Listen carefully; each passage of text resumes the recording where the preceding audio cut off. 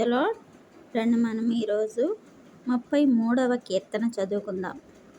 నీతిమంతులారా, యెహోవాను బట్టి ఆనందగానము చేయుడి. స్తుతి చేయుట యథార్థవంతులకు శోభస్కరము. సితారాతో యెహోవాను స్తుతించుడి. 10 తంతుల స్వరమండలముతో ఆయనను కీర్తించుడి. ఆయనను గూర్చి నూతన కీర్తన పాడుడి.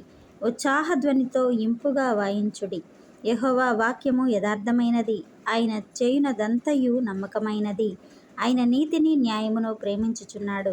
లోకము యెహోవా కృపతో నిండియున్నది. యెహోవా వాక్కు చేత ఆకాశములు కలిగెను. ఆయన నోటి ఊపిరి చేత వాటి సర్వ సమూహము కలిగెను.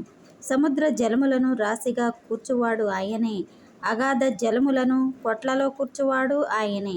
లోకులందరూ యెహోవా యందు భయభక్తులు నిలుపవలెను. భూలోక నివాసులందరూ ఆయనకు వెరవవలెను. ఆయన మాట సెలవీయగా దాని ప్రకారం ఆయను. ఆయన ఆజ్ఞాపింపగానే కార్యము స్థిరపరచబడెను. అన్య జనముల ఆలోచనలను యెహోవా వ్యర్థపరచును. జనముల యోచనలను ఆయన నిష్ఫలముగా చేయును. యెహోవా ఆలోచన సదాకాలము నిలుచును. ఆయన సంకల్పములు తరతరములకు ఉండును. యెహోవా తమకు దేవుడుగా గల జనులు ధన్యులు. ఆయన తనకు స్వాస్యంగా ఏర్పరచుకున్న జనులు ధన్యులు. ఆమేన్.